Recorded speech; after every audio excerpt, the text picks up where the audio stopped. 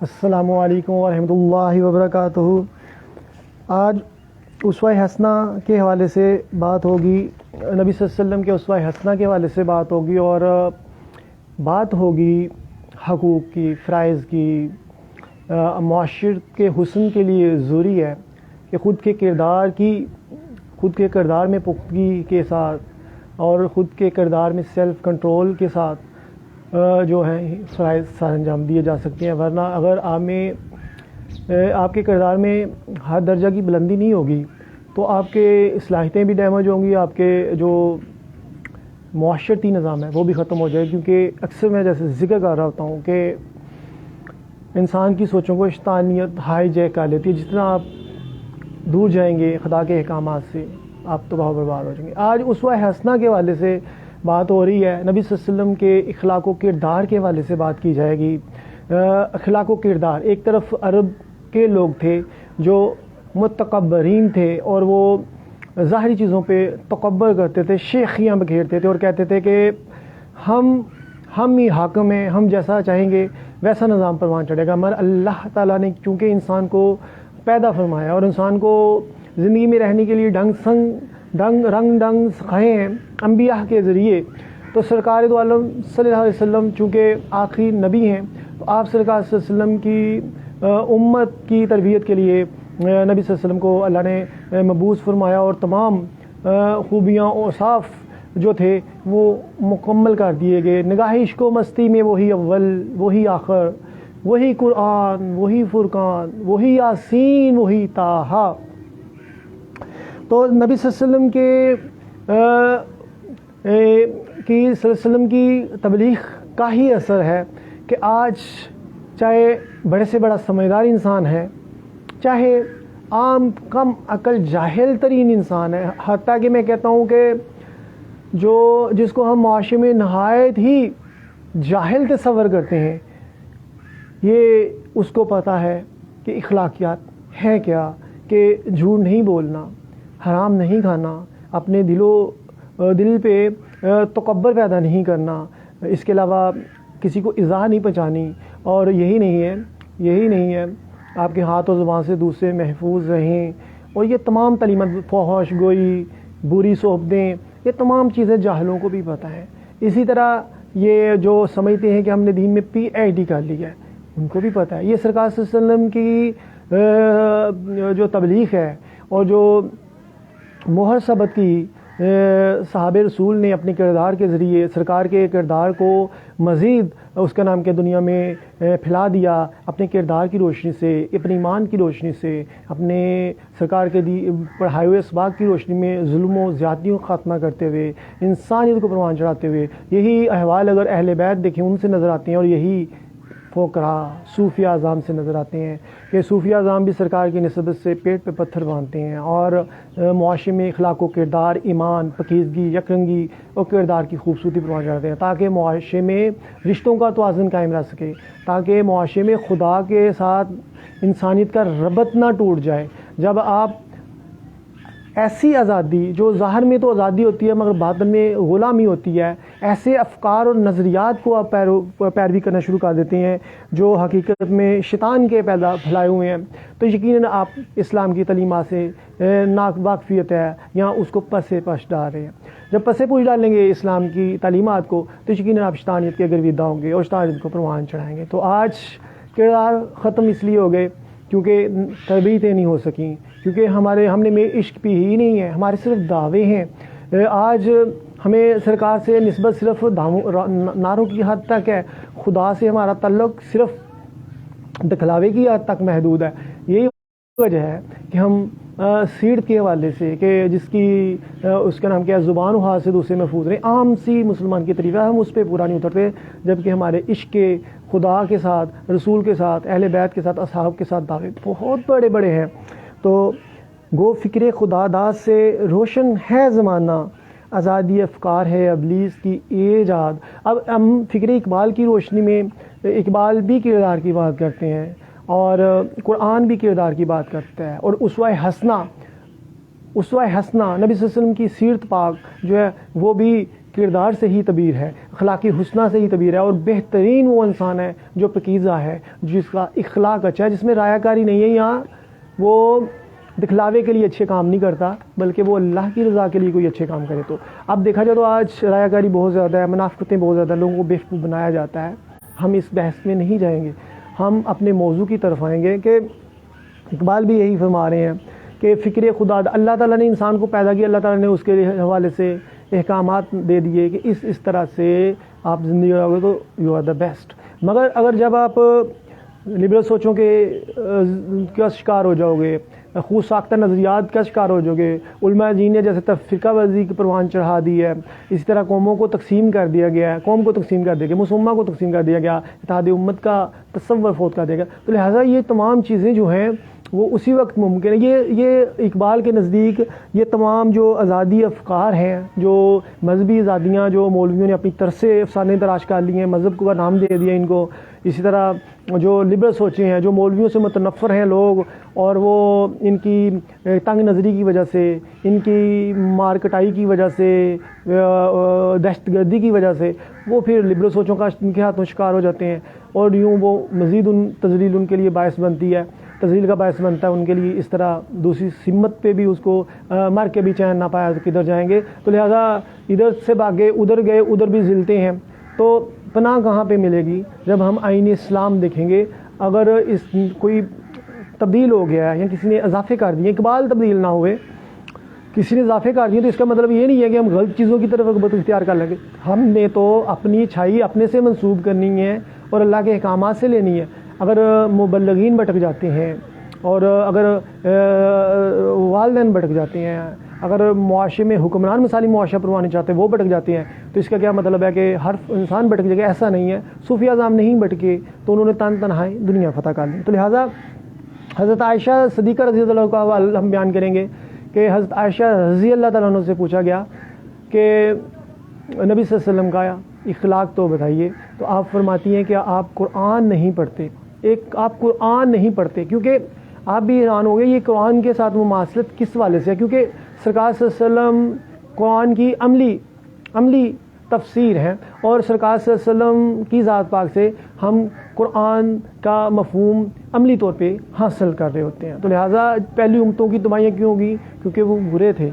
سرکار سے اخلاق حسنہ پہ فائز ہیں، اور قرآن بھی اخلاق کی بات کرتا ہے، تو لہٰذا کیا تم قرآن نہیں پڑھتے؟ حضرت عائشہ رضی اللہ تعالیٰ عنہ کے الفاظ یقیناً ایک انسان کی سوچوں کو، اذہان کو اور فکر کو اس طرف رغبت اختیار کرنے کی پہ مجبور کرتے ہیں کہ ہم قرآن اور سرکار کی سیرت میں تفریق کرنے کی بجائے ہمیں ان دونوں شخصیات سے سنہ کی صورت میں اور قرآن کی صورت میں ہمیں اپنی اصلاح کرنی چاہیے۔ مگر بدقسمتی کی بات دیکھیں، آج جو سنہ کنٹین حدیث، ہم کبھی حدیث کے نام پہ تفرقہ ڈالنے کی لوگ کوشش کرتے ہیں، کبھی سنت کے حوالے سے اور کبھی نبی صلی اللہ علیہ وسلم کی سیرت کے حوالے سے، اور جو جانسار ہیں اصحاب رسول اور اہل بیت، کبھی کوئی ان کے حوالے سے تفرقے ڈالنے کی کوشش کر رہے ہوتے ہیں، جبکہ خود عملی طور پہ وہ اخلاقی پستی کا شکار نظر آ رہے ہوتے ہیں۔ تو لہٰذا کسی بھی شخصیت نے دین میں اضافہ نہیں کیا، جتنی بھی اسلامی شخصیات ہیں، صوفیہ سے لے کے اہل بیت، اصحاب رسول اور نبی صلی اللہ علیہ وسلم کی ذات پاک نے دین واضح کر دیا، دین مکمل ہو گیا، جو رسول صلی اللہ علیہ وسلم تمہیں دیں اس سے لے لو، اور جس سے منع فرمائے اس سے منع باز آ جاؤ، اور اگر تم باہم فاصلوں میں اللہ کے رسول کو حاکم نہیں بناؤ گے دردناک عذاب ہے۔ اب اتحاد امت کا جو تصور ختم کیا، تو لہٰذا دردناک عذاب دنیا میں ہی مسلمانوں کو مل رہے ہیں، وہ نظر آ رہے ہیں مولویوں سے لے کے عام لوگوں تک۔ تو لہٰذا آج ہم کردار کے حوالے سے بات کریں گے کہ کردار کے ہی ذریعے ہی ہمارے جو زندگیاں ہیں ان میں بہار آئے گی۔ اگر والدین یہ سمجھتے ہیں کہ اولاد کو بڑی آسائشیں دے دی ہیں تو اولاد ہماری بڑی ہی فرمانبردار نکلے گی، مگر ان کی یہ توقعات غلط نکلتی ہیں۔ جب وہ حرام کھلاتے ہیں، جب برائیاں ان میں پیدا کرتے ہیں، تو حقیقت میں ان کی روحوں پہ شیطان قابض ہو جاتا ہے، پھر شیطان جیسے جیسے کہتا ہے ویسے ویسے وہ چلتے ہیں۔ تو پھر ایک وقت آتا ہے کہ جو سمجھ رہے ہوتے ہیں کہ ان کو برائیوں کا میں نے پرمٹ دے دیا ہے، تو اب ہمیں یہ ہمارے سے خوش رہیں گے، تو لہٰذا یہ اس کا نام کیا ہمارے بچے، تو لہٰذا یہ ہمارے سے بغاوت نہیں کریں گے، بلکہ ایسا نہیں ہوتا، بلکہ وہ بغاوت کر دیتے ہیں، کیونکہ آپ نے ان کا فیڈنگ غلط کر دی، ان کا اندرونی سٹرکچر تباہ کر دیا، ان کے دلوں میں جو ہے نا خدا سے دور کر کیا، دوستان کے قریب کی غلط چیزیں دکھا کے. اب اللہ تعالیٰ کہتا ہے کہ تو میں ان سے احساس چھین لوں گا. جب اللہ احساس چھینتا ہے تو پھر جو انسان کے فرائض ہیں وہ بھی اس سے دور چلا جاتا ہے، حتیٰ کہ اولاد جو ہے وہ اپنی فرائض انجام نہیں دیتی اپنے والدین کی. اسی طرح جو والدین خدا کی بارگاہ سے دور ہو جاتے ہیں تو پھر اولاد اگر وہ سچائی پہ رہنا چاہتی ہے تو اولاد کے لیے بھی فرض نہیں کہ والدین کی بات مانے، بلکہ وہ سمجھا سکتی ہے کہ آپ غلط ہیں، اور ہم اللہ تعالیٰ سے جو ہے نا پیغام سے انحراف نہیں کر سکتے. یہی وجہ تھی کہ عرب میں جو بڑے تھے وہ بے حیثیت ہو گئے سرکار دو عالم حضرت محمد صلی اللہ علیہ وسلم کے سامنے، کیونکہ ان کے عقائد، نظریات اور ہر لحاظ سے اخلاقی پستی کا شکار تھے. اگرچہ ان کے پاس مال و زر تو تھا مگر ان کے پاس وہ سوچ نہیں تھی، وہ احساس نہیں تھا، وہ زندگی کا پیغام نہیں تھا، وہ انسانیت بھرا جو مشن ہے وہ نہیں تھا، انسانیت کے لیے درد سے بھرا مشن نہیں تھا کہ تمام لوگوں کو ایک مرکزی کے تحت جمع کر کے شیطان سے پرے لے جاتے ہوئے، شیطان کو پچھاڑتے ہوئے، حق کا پرچار کرتے ہوئے خدا کے قریب تر لے جانا، تاکہ لوگ حقیقی معنوں میں زندگی کی حقیقتوں سے آشنا ہو سکیں. تو لہٰذا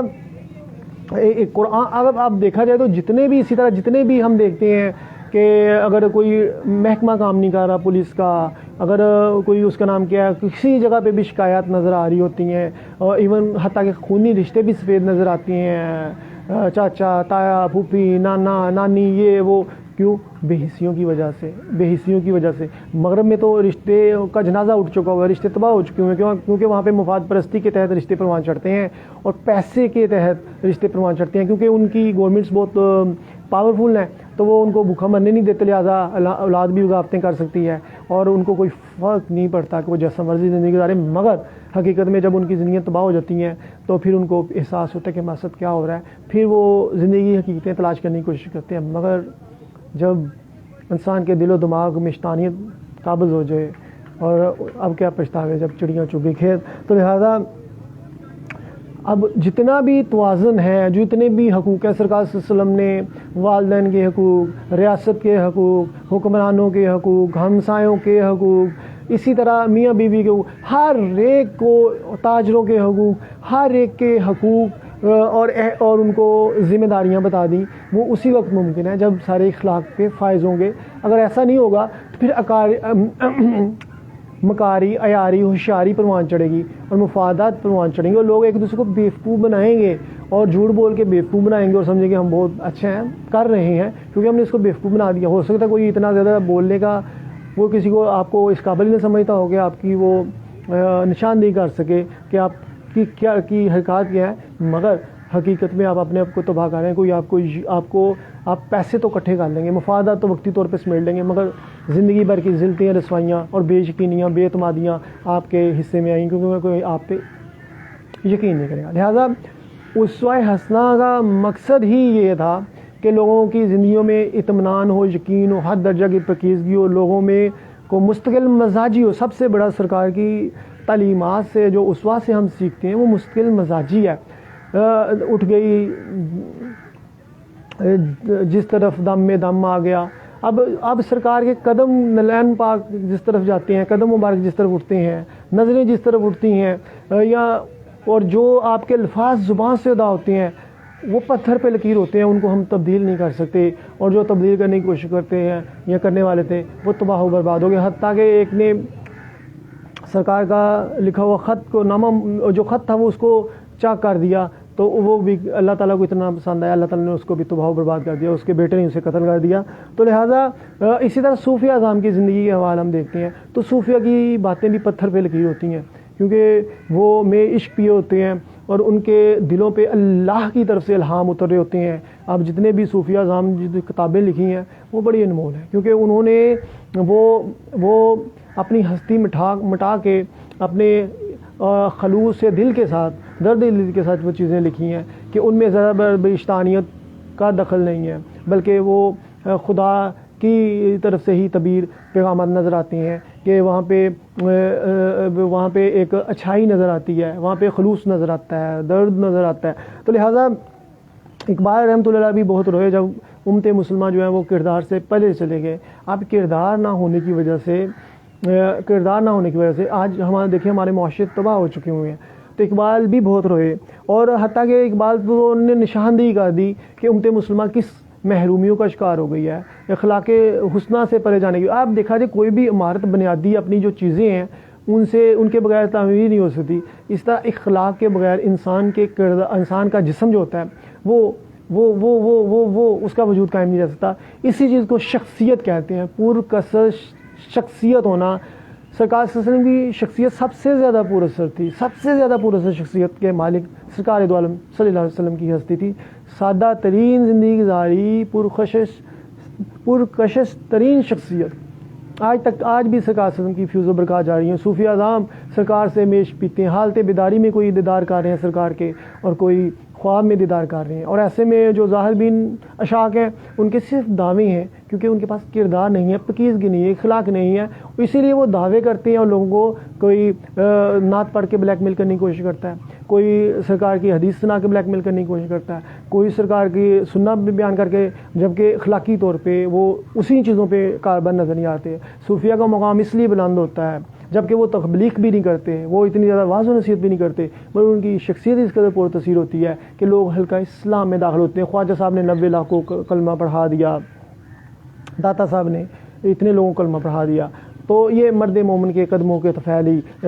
دنیا میں باہر ہوتی ہے اور پورا زمانہ اس کے گرد گھومتا ہے۔ تو جب علماء نے اپنے فرقوں کو سچا کرنے کے لیے فرقہ واریت کی، اور یوں معاشرے میں اخلاق ختم ہو گیا، کردار ختم ہو گیا، نبی صلی اللہ علیہ وسلم اسوہ حسنہ جو تھا وہ ہماری آنکھوں سے اوجھل ہو گیا۔ ہونا تو یہ چاہیے تھا سرکار کے اصحاب کی طرح ہم نبی صلی اللہ علیہ وسلم کے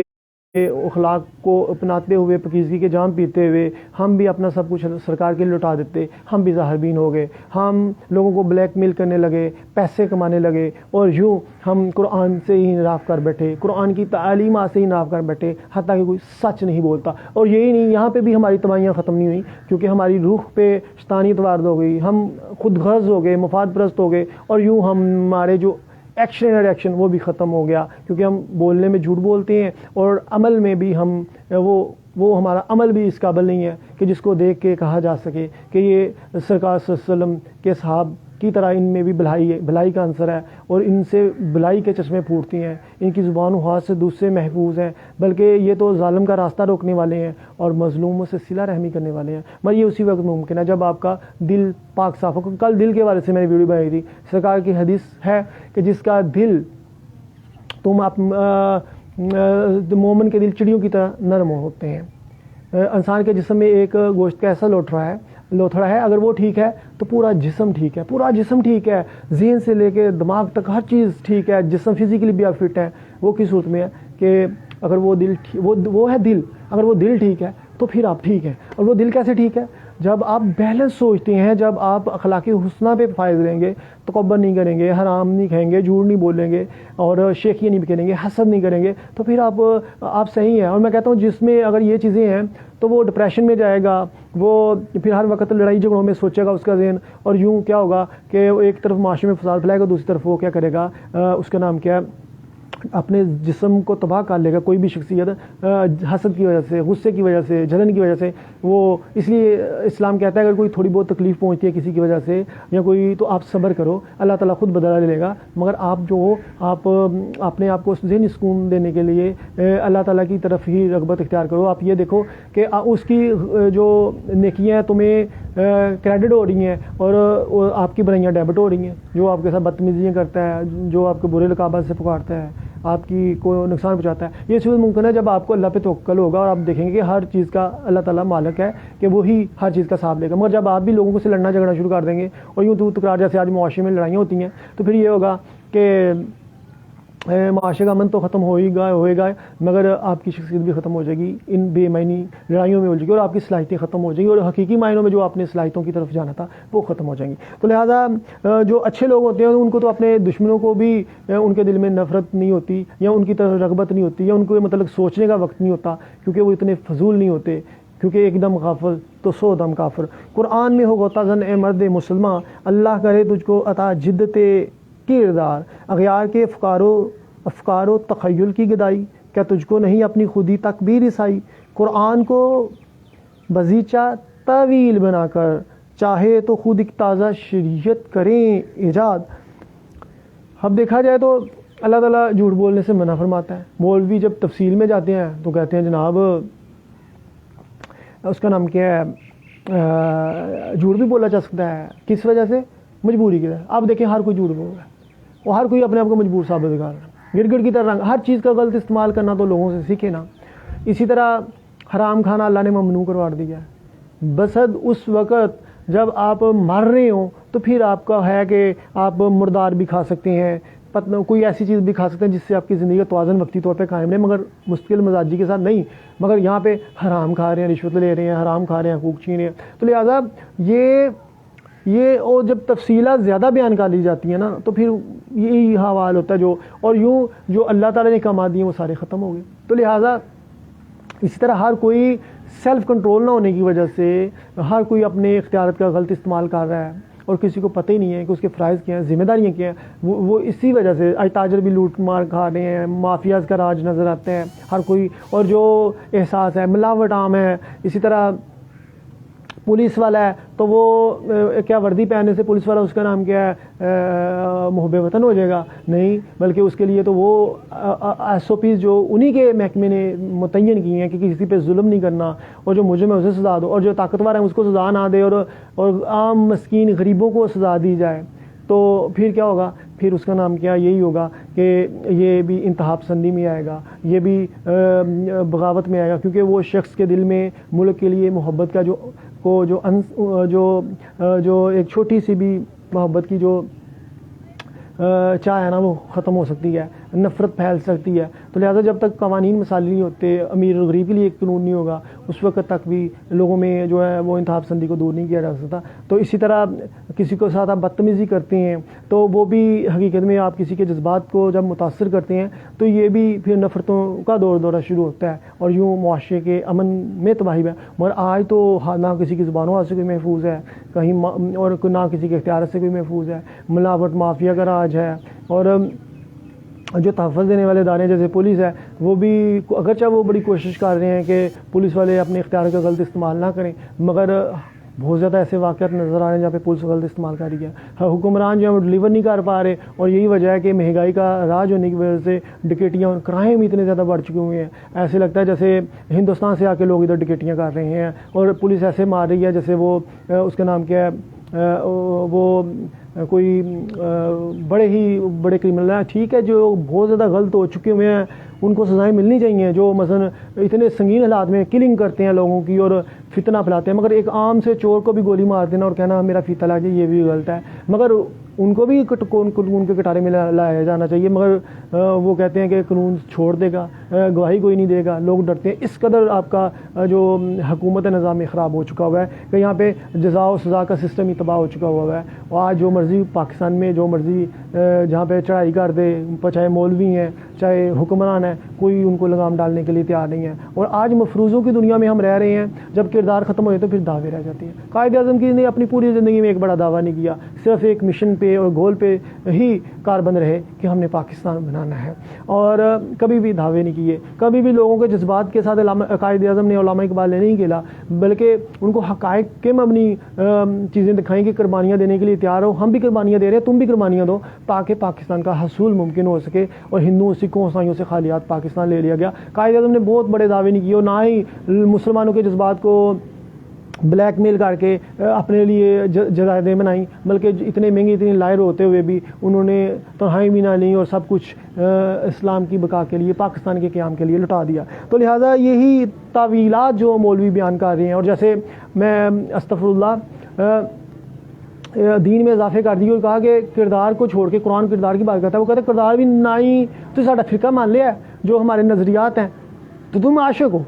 اور جو قرآن کہہ رہا ہے کہ کردار لے کے آؤ, وہ کردار کسی بھی فرقے میں نظر نہیں آتا. اگر کردار ہوتا تو تمہیں اللہ اپنا نائب بنا لیتا, ترجمان بنا لیتا, فرشتے تمہارا ورد کرتے اور تم دوسرے تمام فرقوں کو باطل ثابت کر سکتے تھے. مگر کردار نہیں ہے, پاکیزگی نہیں ہے, یکرنگی نہیں ہے, اب صرف دعوے اور لڑائیاں ہیں. جبکہ صوفیہ اعظم کی سے دعوے اور لڑائیاں نہیں کرتے, بلکہ وہ تو لوگوں کو, کافروں کو بھی مسلمان کر دیتے ہیں. ان کا اس قدر پرکشش شخصیت ہوتی ہے. سرکار دو عالم صلی اللہ علیہ وسلم نے کافروں کو بھی مسلمان کر دیا. اور یہی نہیں ہے. آپ دیکھیں مثالی ریاست کے حوالے سے دیکھا جائے تو ابھی مدینہ کی ریاست کا قیام نہیں آیا,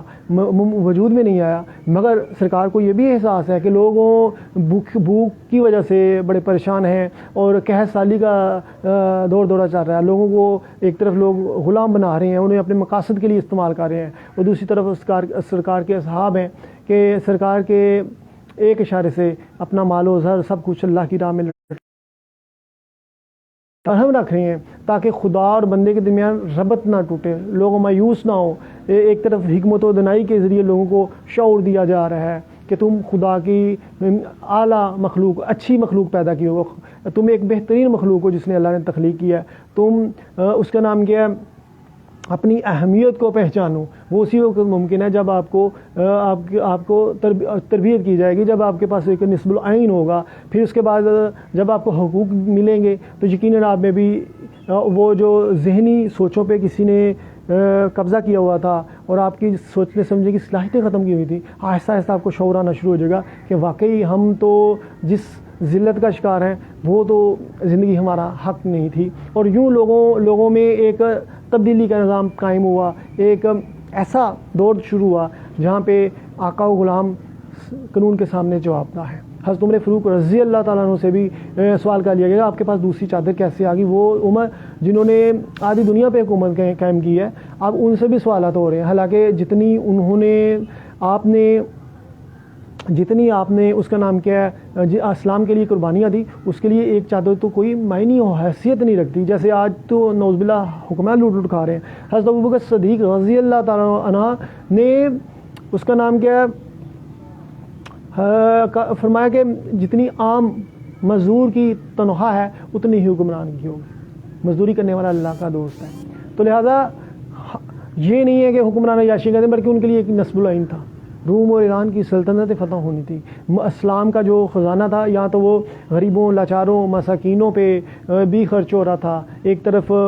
فوجی مشن جو تھا روم ایران کو فتح کرنا, اس کے لیے خرچ ہو رہا تھا, اور دوسری طرف ریاست کے امور انسانی انجام دینے کے لیے صرف ہو رہا تھا. اور پھر ایک مثالی معاشرہ بھی قائم کر دیا گیا شریعت نافذ کر کے, اسلامی قوانین کا نفاذ کر کے, تاکہ کسی کو جرت نہ ہو کہ وہ کوئی قانون کو ہاتھ میں لے. اور یوں اخلاق و کردار سے لے کے انسانیت کے لیے قربانی کے جذبے تک ہر جگہ پہ ہی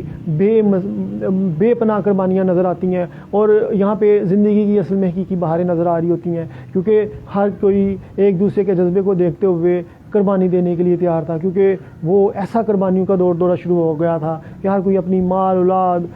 جان مال سب کچھ اللہ کے لیے قربان کرتے ہوئے. تسخیر کائنات کا جذبہ تھا کہ ہم نے پوری دنیا میں حکومت کرنی ہے, اور ہم نے پوری دنیا سے جہالت کا خاتمہ کرنا ہے, ظالم کا خاتمہ کرنا ہے, اور جو معاشرتی ناہمواری ہم نے اس کا خاتمہ کرنا ہے. مگر بات قسم آج دیکھیں بلیک میل کیا جاتا ہے, کبھی جمہوریت کے نام پہ, کبھی انصاف کے نام پہ, کبھی لوگوں کے حقوق کے نام پہ. جب خود اگر ان کا کریکٹر کا انالیسس کرتا ہوں میں, چاہے علماء ہیں چاہے سیاستدان ہیں, تو ان میں بد کرداریاں نظر آ رہی ہوتی ہیں, جھوٹ منافقت نظر آ رہی ہوتی ہے, اور خود وہ اپنی ذات سے انصاف نہیں کرتے کہ اپنے 5-6 فٹ کے قد پہ اسلام نافذ کر سکیں. وہ دوسروں کو بڑی بڑی خوشحالی کی اور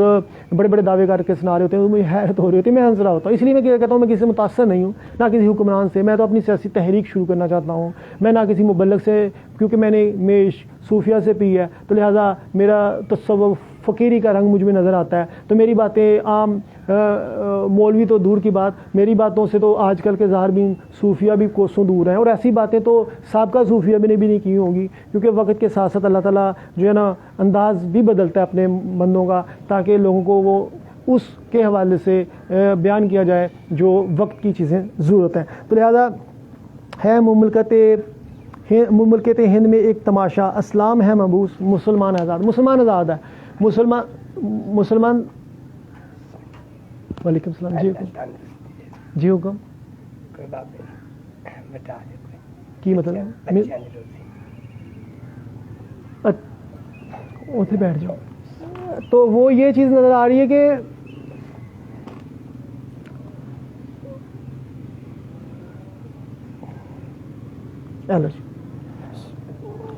تو یہ چیز نظر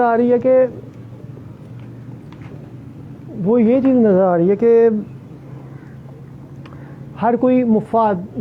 پرست آج نظر آتے ہیں, اور لوگوں کو کوئی آدھا سچ بول کے بیوقوف بنا رہا ہے. کوئی خوشحالی کے نام پہ بیوقوف بنا رہا ہے جیسے تمام سابقہ حکمرانوں نے بنایا. اسی طرح کوئی انصاف کے نام پہ کوئی بیوقوف بناتا ہے جب خود انصاف اپنی ذات پہ انصاف نہیں ہو رہا. خود ہر چیز میں جھوٹ بولنا, منافقت کرنا, یو ٹرن لینا اور کہنا میں جناب کبھی یہ عالم اسلام کے لیڈر بن. اب دیکھیں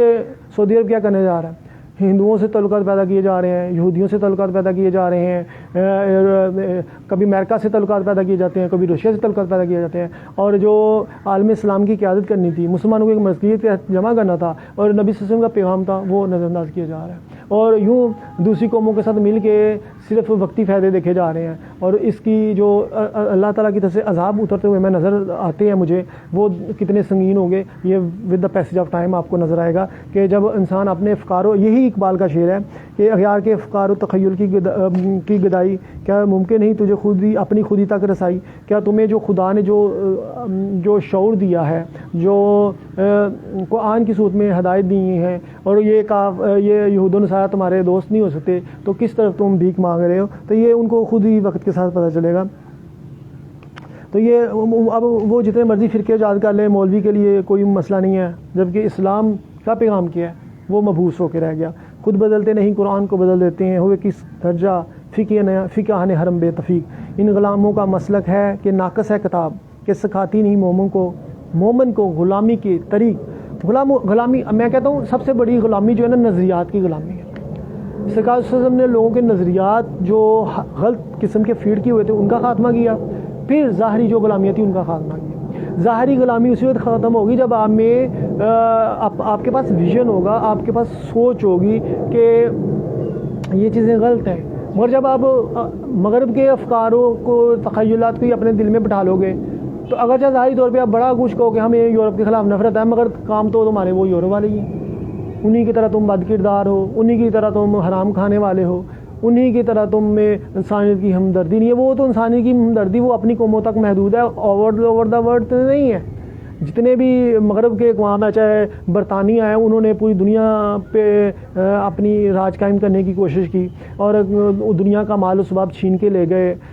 اسی طرح امریکہ ہے تو وہ لوگوں کے کبھی کنووں پہ قبضہ کرتا ہے, ظاہری طور پہ جنگ لگاتا ہے, دوسروں سے فنڈ لیتا ہے ممالک سے, اور پھر اپنی بالادستی قائم کرنے کی کوشش کرتا ہے. یہی رشیا کا ہے اور دوسرے سے ممالک ہے. جو اسلام کا پیغام تھا کہ اسلام تو کہتا ہے کہ یہ تو سارے ظاہری فائدوں کے لیے یہ کرتے ہیں نا, یہ اپنی چدراہٹ پیدا کرنے کے لیے کرتے ہیں. بھائی اسلام کہتا ہے کہ طاقت و طاقت حاصل کرو, مرد مسلمان, طاقتور مرد مسلمان اللہ کو بہت پسند ہے,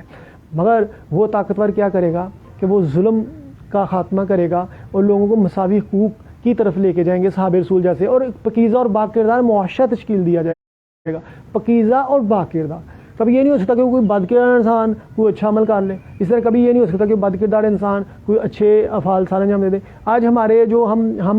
ہماری جو سوچیں خراب ہوتی ہیں یا ہمارے اعتماد کو جو دھچکا لگتا ہے وہ اسی وجہ سے ہوتا ہے کہ ہم ان کے کسی میں ایمان کی روشنی نہیں ہے. وہ برا ہے, اس کی سوچ کو شیطان نے ہجا کیا, وہ کیسے ممکن ہے کوئی آپ کے ساتھ صلہ رحمی کرے, کوئی آپ کے ساتھ اچھا سلوک کرے, بلکہ وہ تو حرام کھا کھا کے بد کرداریوں کی وجہ سے کوئی بھی آپ کو اپنی زبان و ہاتھ سے تمہیں تکلیف ہی پہنچائے گا نا, کیونکہ اس کی سوچ کو شیطان نے ہائیجیک کر لیا. اور مومن کے دل چڑیوں کی طرح نرم ہوتے ہیں, تو لہٰذا ان سے اچھائی کے چشمے پھوٹتے ہیں اور بد کردار برے لوگوں سے برائیوں کے چشمے پھوٹ ہوتے ہیں, نفرتوں کے, توڑ پھوڑ کے, انتہا پسندی کے. تو ممکن نہیں محکوم ہو آزاد کا ہمدوش, وہ بندہ افلاک ہے یہ خواجہ افلاک. اس کے چرچے تو آسمان پہ ہیں. اللہ تعالیٰ ان کا چرچا کرتا ہے جو اللہ تعالیٰ کے احکامات کے مطابق صحیح معنوں میں ان کے عکاسی کرتے ہیں ان کے پیغام کی. تو یہی اللہ کے نائب ہیں, ترجمان ہیں, ذل زمانی ہیں. اور مرد مومن جو ہے وہ دنیا کے پیچھے نہیں چلتا, زمانے کے پیچھے نہیں چلتا. کافر کی یہ پہچان کہ افاق میں گم ہے, مومن کی یہ پہچان کہ افاق اس میں گم ہے. دنیا مومن میں گم ہو جاتی ہے کہ مومن کا ورد دنیا والے کرتے ہیں, اور جو کافر ہیں, وہ جو غیر ہیں, وہ جو کافر ہیں جو اللہ کے حکم سے کفر کرنے والے ہیں, وہ دنیا میں گم ہو جاتے ہیں, دنیا کے ظاہری اسباب میں گم ہو جاتے ہیں, اور ان کے نزدیک ان کے لیے ذلتیں لکھی جاتی ہیں. تیری نماز میں باقی ہے جلال, تیری نماز میں باقی جلال ہے نہ جمال, تیری اذان میں نہیں ہے میری سحر کا پیغام. اب اور رہ گئی رسم اذان, روح بلالی نہ رہی, وہ حضرت بلال کی تڑپ نہ رہی کہ بلال سرکار کا چہرہ نظر نہیں آتا تھا، تڑپ جاتے تھے، اور وہ پرسوز آواز سے اذان نہ ہوئی تو دن نہیں، صبح نہیں ہوئی. تو لہٰذا اب وہ جلال کیسے آئے گا؟ جب اللہ کے برگزیدہ بندے اللہ کے حضور نماز کے لیے کھڑے ہوتے تھے، ان کے دل جسم کانپتے تھے اور جسم کے بال کھڑے ہو جاتے تھے اللہ کے خوف سے، اور وہ اللہ کا جلال ان پہ نافذ ہو رہا ہوتا تھا. وہی جلال بڑی نگاہ سے پھر وہ کائنات کا نظام تبدیل ہوتا تھا کہ وہ مرد مومن جب جلال میں آتا ہے تو پھر دنیا پہ وہ اپنے قہر کے ذریعے جو جتنے بھی متکبرین ہیں ان کو بچھاڑ دیتا ہے، اور ان کی شخصیت بھی خوبصورت ہوتی ہے، پرکش شخصیت ہے. جلال، جمال اسی طرح تین چیزیں اللہ تعالیٰ کسی کو عنایت کرتا ہے. ایک ہوتا ہے جمال، ایک ہوتا ہے جلال، اور ایک ہوتا ہے کمال. کمال صلاحیتوں سے تعبیر کیا جاتا ہے، جمال جو ہوتا ہے ظاہری خوبصورتی شخصیت جو ہوتا ہے، جلال یہ ہوتا ہے کہ برائی سے نفرت، برائی سے نفرت اور نیکی سے محبت، یہی جلال کی تعبیر کی جاتی ہے. اور الحضر شتان کی مجلس شورا علامہ محمد اقبال نے لکھی، اس میں لکھا الحضر عین پیغمبر سے 100 بار الحضر، حفظ نموس زن مرد از ماں مرد آفرین. کہ نبی صلی اللہ علیہ وسلم کا جو پیغام ہے نا، وہ شیطان کہتا ہے کہ میرے لیے بڑا باعث شرمندگی ہے اور میں بھاگتا ہوں اس سے، کیونکہ اس میں انسانیت کا پیغام ہے، کیونکہ وہ پیغام ہے عورتوں کو تحفظ دینے والا ہے، مردوں کو میدان عمل میں لانے والا ہے. اور وہ مرد مومن جب میدان میں عمل میں آتے ہیں تو جتنے بھی باطل قسم کی چیزیں ہیں ان کو بچھاڑ دیتے ہیں. جیسے صابر رسول نے ایران اور روم کی سلطنتوں کو متکبرین کو بچھاڑ دیا. شیطان کہتا ہے اگر یہی محاذ قائم ہو گیا اور پھر سے اگر دنیا کی تسخیر کے لیے نبی کے جو ہے جانسار اٹھ کھڑے ہوئے تو پوری دنیا میں پھر وہ حقیقی معاشرت اگر قائم ہو گئی تو پھر میرا تو دم گھٹ جائے گا. میں تو چاہتا ہوں معاشرے میں بدکاریاں پروان چڑھیں، بد اخلاقیاں پروان چڑھیں، لڑائی جھگڑے، تشدد، انتہا پسندی پروان چڑھے، اور تو میں تکرار پروان چڑھے. جہاں پہ تکرار ہوگی وہاں فسادات ہوں گے. تاکہ اس لیے من چاہے جو نظریات ہیں، جو آزادی افکار کی اقبال نے بات کی، کبھی دیکھا جائے تو جو بے معنی سی آزادیاں جو بیویاں مانگ رہی ہوتی ہیں، بے معنی آزادیاں جو بچے مانگ رہے ہوتے ہیں، بے معنی سی اس کے نام کیا خواہشات جو والدین پوری کر رہے ہوتے ہیں، یا بے معنی سی جو نظریات کی ہم تم راغب ہو رہے ہوتے ہیں، چاہے افرادی طور پہ چاہے بحثیت قوم، حقیقت میں یہ تباہی ہوئی ہیں. کیونکہ جو ہم اللہ کی ذات سے پرے جائیں گے، اس کے احکام سے پرے جائیں گے تو یہ ہمارے لیے بہت تباہی کا باعث ہوگا. تو علامہ محمد اقبال نے کردار کی بات کی، سبق پیر پڑھ صداقت کا، عدالت کا، سجاد کا، لیا جائے گا کام تو اس سے دنیا کی امامت کا، کہ دنیا کی امامت. اب آج کل کے قوم کیا ہے، قوموں کی امامت کیا ہے، اس کو کیا جانے، 2 رکعت کے امام، یہ 2 وقت نماز پڑھانے والے کیا جانے کہ قوموں کی امامت کس طرح کی جاتی ہے. اور لیا جائے گا کام تو اس سے دنیا کی امامت کا. صحابہ رسول صلی اللہ علیہ وسلم ایک طرف وہ مرد مجاہد بھی تھے، ایک طرف وہ اچھے پہلوان بھی تھے، ایک طرف وہ قاری قرآن بھی تھے. یہ راز کسی کو معلوم نہیں کہ مومن قاری نظر آتا ہے حقیقت میں قرآن. وہ قاری قرآن بھی تھے، وہ نماز پڑھانے کے پیسے نہیں لیتے تھے، بلکہ اپنے مال اسباب سب کچھ اللہ کی راہ میں خرچ کرنے والے تھے. یہ حقوق جو ہیں، جو فرائض جو ہیں، وہ اسی وقت ممکن ہے جب آپ کا کردار اچھا ہوگا. سرکار نے پہلے کردار اچھا کیا تو اسی لیے صحابہ رسول اپنا سب کچھ سرکار کی راہ میں لٹانے کے لیے تیار ہو گئے. تو آج مولوی بھی لوٹ رہا ہے، سیاستدان بھی لوٹ رہا ہے، اور قوموں میں کیسے قربانی کا جذبہ پیدا ہوگا. اور قوم بھی ایسی ہے جو وہ لوٹے جا رہے ہیں ایک دوسرے کو، لوگوں کو حقوق کی وائلیشنز ہو رہی ہیں، حتیٰ کہ خونی رشتے خون سفید ہو گئے. اس کی وجہ یہی ہے کہ کردار ختم ہو گیا. مسلم مسلمان ہے، بجھی عشق کی آگ ہے، اندھیر ہے، مسلمان نہیں راہ کا ڈیر ہے. حقیقت خرافات میں کھو گئی، یہ روایات میں کھو گئی. لباتا ہے دل میں کلام خطی، مگر لذتے شوق سے بے نصیب. بجھی عشق کی آگ اندھیر ہے، مسلمان نہیں راک کا ڈیر ہے. اب اقبال نے قوموں کی زندگی ہے وہ مرد درویش جس نے ڈھونڈی نہ سلطان کی درگاہ. اقبال کہتے ہیں کہ اپنے اندر صلاحیتیں پیدا کرو، تمہیں کسی کے پیچھے بھاگنے کی ضرورت نہیں پیدا ہوگی. اسی لیے صوفیہ اعظام اللہ کے نزدیک تھے نا، تو اس وقت کے بادشاہ وقت بھی صوفیہ کے کہتے تھے پلیز ہمیں موقع دیا جائے کہ ہم آپ کے در پہ حاضری دے سکیں، مگر وہ منع فرما دیتے، کہتے تم ظالم ہو، بد کردار ہو، منافق ہو، رایہ کار ہو، خدا کے احکامات کی سے روگردانی کرتے ہو، معاشرے پہ مظالم کرتے ہو، ہم کیسے تم سے مل سکتے ہیں؟ ہمارے تعلق اللہ سے ہیں، ہم تم سے ملنا پسند نہیں۔ ان کا انکار بھی امام حسین رضی اللہ تعالیٰ عنہ کے انکار کی طرح تھا کہ ہم نہیں ملیں گے۔ تو لہٰذا جب دیکھا جائے تو صوفیہ کو اللہ تعالیٰ کی طرف سے ہی طاقتیں ملی نا، ورنہ تو دیکھا جائے ایک افرادی قوت بھی ہے ان کے پاس، سب کچھ ہے، پر کون سی طاقت ہے جو بادشاہ وقت کو راہ راست پہ لا کے آ رہی ہے؟ یا وہ بادشاہ وقت، حضرت نظام الدین اولیاء رحمۃ اللہ کے دور میں 4 بادشاہ وقت گزر گئے جو حضرت نظام الدین اولیاء سے نفرت کرتے تھے۔ لوگ کہتے کہ یہ کردار اور خوبصورتی کا ہی پھل ہے نا، انبیاء کو اگر نبوتیں ملیں تو کردار اور پاکیزگی کی وجہ سے، صوفیہ کو، اصحاب رسول کو، اہل بیت کو اگر یہ مقامات ملے تو کردار اور خوبصورتی کی وجہ سے۔ آج مسلمان فرقہ واریت میں پھنس کے کردار اور پاکیزگی ختم کر لی اور صرف دعوے ہیں، تو دعووں سے کچھ نہیں ملنے والا، کیونکہ نہ تو تم میں اللہ آپ کے قریب نظر آتا ہے، نہ رسول کی ذات قریب صلی اللہ علیہ وسلم کی ذات قریب نظر آتی ہے، نہ اہل بیت، نہ اصحاب رسول، اور نہ ہی صوفیہ اعظام تمہیں پسند فرماتے ہیں، کیونکہ تمہارا کردار ہی اچھا نہیں۔ ہاں اگر اچھائی کی طرف آؤ گے، پاکیزگی کی طرف آؤ، کردار کی طرف آؤ گے، اپنی اصلاح کروانے کی طرف، نیتیں ٹھیک کرو گے، اپنی تربیتیں کروانے والے بنو گے، اور جو اللہ تعالیٰ کی رحمتیں اس کو ضائع نہیں کرو گے، تو ہو سکتا ہے تم پہ اللہ کی رحمتیں پھر برسنا شروع ہو جائیں، ورنہ تم یوں ہی روندہ درگار ہوگے، چیخو گے، پکارو گے، اور معاشرے کا نظام بھی تم سے ٹھیک نہیں ہوگا، تمہارا خاندانی نظام تک خراب ہو جائے گا، خود کی تربیت سے لے کے جو ڈیلیورنس پاور ہے، ایکشن اینڈ ریئیکشن سب فیل ہو جائیں گے، کیونکہ آپ کا ایکشن بھی اس لیے خراب ہے کیونکہ آپ اندرونی طور پہ تباہ ہو چکے ہوئے ہیں، سچ نہیں بولتے، بے یقینیاں ہیں، حرام کھاتے ہیں، اور یوں اللہ کی ذات سے دور ہیں، اور جب آپ کا یہ تو آپ کا اندرونی اسٹرکچر تباہ ہوا ہے، اور اس کے بعد جب آپ کا آتا ہے ایکشن، اور اس کے بعد میں ریئیکشن لوگوں کا، وہ بھی غلط ہے کیونکہ لوگ بھی بھٹکے ہوئے ہیں، اور یوں بھٹکنے سے بھٹکنا چل رہا ہے، اور آپ کی تباہیاں لکھی ہوئی ہیں۔ تو لہٰذا علامہ اقبال، وہ مرد مجاہد مجھے نظر نہیں آتا، وہ جس کے رگ و پے میں فقط مستی کردار، جس میں مستی کردار ہو، اور کردار کی بات علامہ اقبال کرتے ہیں اپنے تمام پیغام میں، کردار کی بات۔ علامہ دادا صاحب کے دور میں بھی وہ تھا کہ جب لوگ ایسے لوگ تھے جو عشق کے پرمٹ بانٹ رہے تھے، جب اقبال کردار کی بات کرتے تھے انہوں نے علامہ اقبال کو ہی حد پہ تنقید بنانا شروع کیا۔ تھے تو باہی تمہارے تم کیا ہو، ہاتھ پہ ہاتھ درے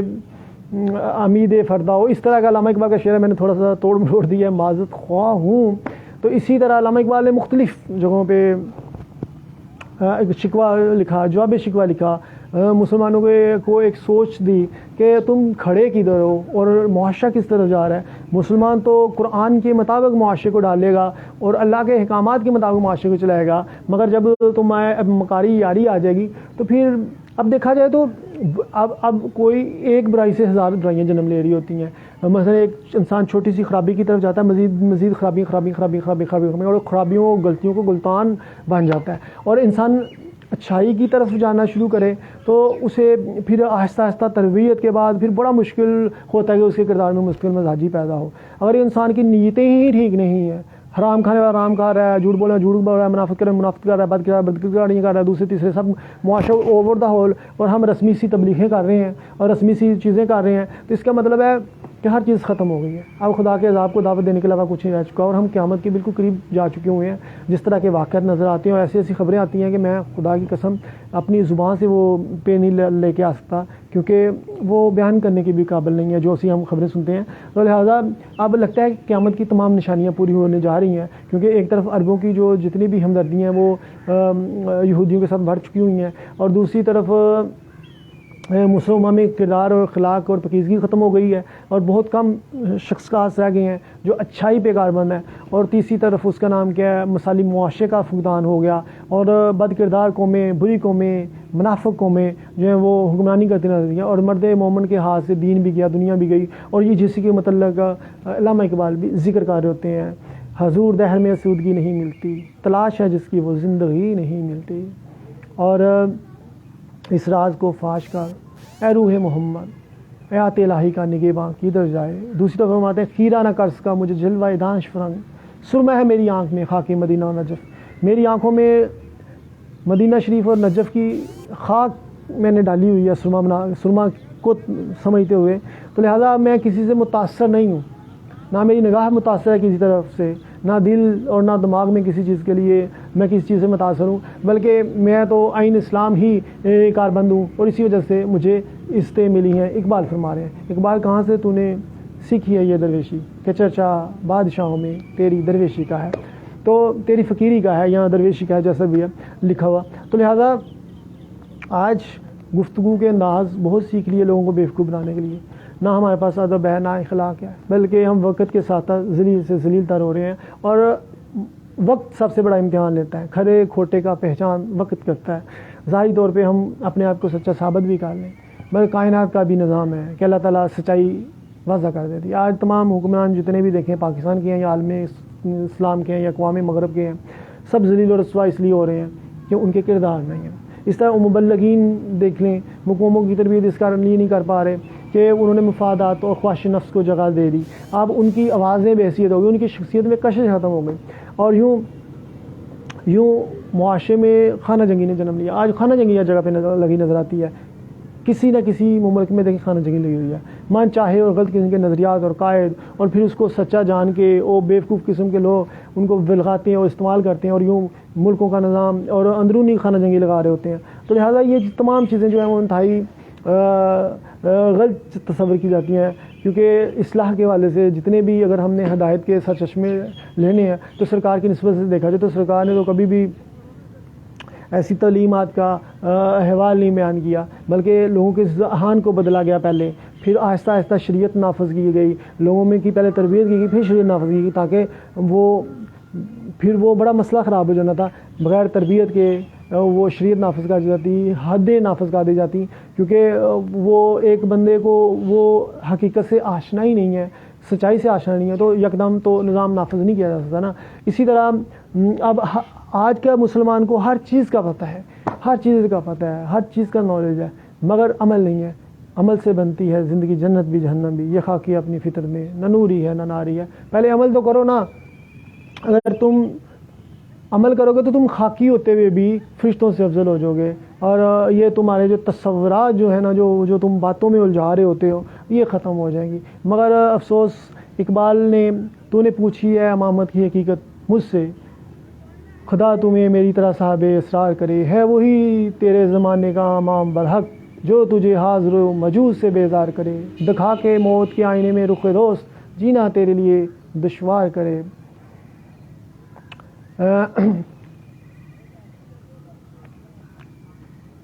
تیرا امام بے حضور، تیری نماز بے سرور، ایسی نماز سے گزر، ایسے امام سے گزر، یہ فاش رموز کلندری میں نے کہ فکر مدرسہ خان کا عظام۔ یہ تمام چیزیں جب خرابی کا باعث ہو گئیں، سیاسی حوالے سے تباہیاں آ گئیں، مذہب کے حوالے سے تباہیاں، مذہب کے حوالے سے تبدیلیاں آنے کی وجہ سے تباہیاں آ گئیں، کردار ختم ہو گئے ہونے کی وجہ سے یہ سب کچھ ہو گیا۔ تو لہٰذا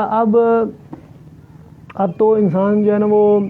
فتنوں بڑا دور نظر آتا ہے، جہاں پہ فتنے ہی فتنے ہیں، جس کے متعلق حدیث میں ذکر مل رہا ہوتا ہے کہ فتنوں کا دور آئے گا، اور اس دور میں انسان کو بہتر ہے کہ انسان گھر میں ٹھہرا رہے، زیادہ باہر نہ جائے۔ یہ سرکار کی تعلیمات ہیں۔ جبکہ دوسری لبرل کی سوچیں دیکھیں کہ مرد تو مرد، عورتیں جو ہیں وہ کہتی ہیں کہ ہر وقت گھومتی پھرتی رہیں اور تنہا گھومتی رہیں۔